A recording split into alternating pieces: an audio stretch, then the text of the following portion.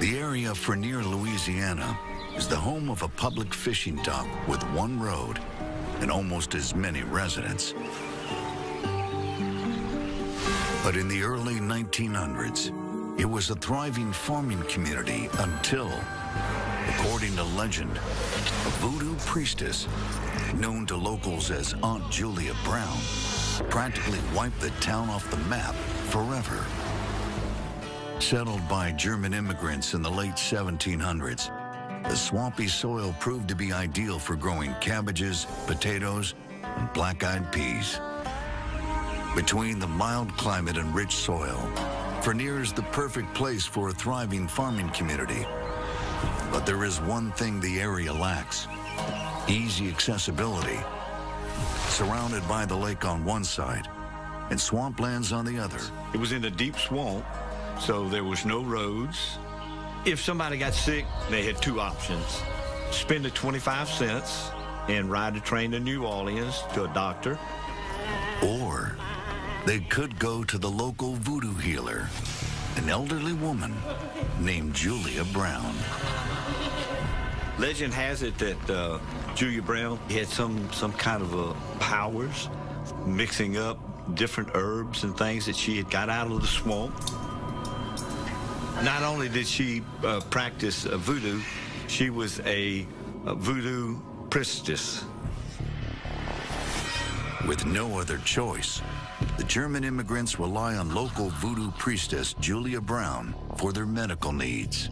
She used voodoo rituals as well as the herbal medicine to do her healing. And the rumor has it that she was not only a practitioner of this herbal medicine, but she was a powerful voodoo priestess. There's a lot of fear and superstition surrounding voodoo, but the fact of the matter is voodoo is a religion. Today in popular culture, voodoo is often portrayed as evil magic. But back in 1915 in this part of the country, it is cautiously accepted as a faith based on the earth and spirits. And in voodoo, only the most devout and powerful practitioners are given the title priestess. And according to legend, Julia Brown uses that nature to her and the townspeople's benefit, treating aches and pains with anything at her disposal.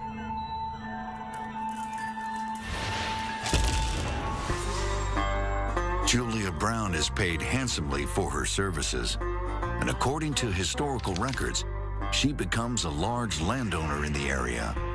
The community accepted her, and over the years, started calling her Aunt Julia Brown. But still in all, they were kind of scared of her. And that unsettling feeling only intensifies when Aunt Julia Brown sings her songs. Legend has it, she would sit on her porch and she would sing these strange little songs. But one song in particular that she sang over and over again contained lyrics that said something about when she died, she was going to take the whole town with her. I'll take the whole town with me when I die. And she'd laugh. And this made people a little bit frightened and a little bit unnerved about what she might have in store for them. When I die, I'll take the whole town with me. And for the people of Frenier, their fears are realized when Julia Brown dies on September 28th, 1915. Finally, after years of healing the community, she passed away of natural causes. It left the town wondering if her song would ever come true. Residents have no idea that a monster storm is hurtling towards them.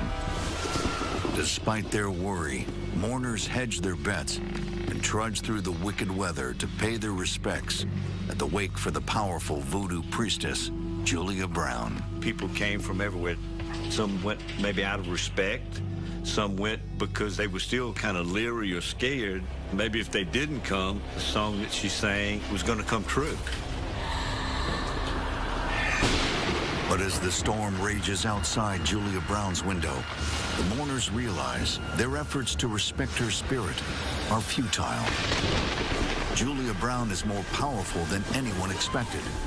As they gather together at Julia Brown's funeral, the weather outside turns ominous. As the words of Julia Brown's song echo in the backs of their minds, Frenier residents tremble with the fear that her plan to take the whole town with her is coming true. According to legend, the house swallows everyone inside except for one. There was one man that was attending the wake that managed to get out alive.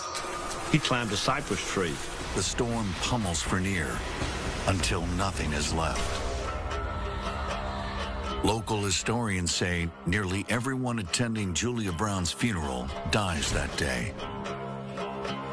Nearly a quarter of the entire population of Frenier. As the water recedes, all that is left of Frenier are flattened piles of rubble and ruin. Whether Julia Brown had a premonition, knowing that the day she died, the town was going to go with her, or whether she called it through song, we'll probably never know. But the town was demolished. It was Maybe her curse is for real, because the only thing that is left now is the grave sites. Everything else is in the water. Who knows if a curse is real or not?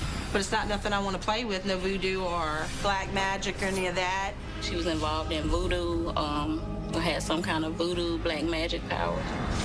If she did cast a spell and that is what caused the hurricane, then it's pretty scary.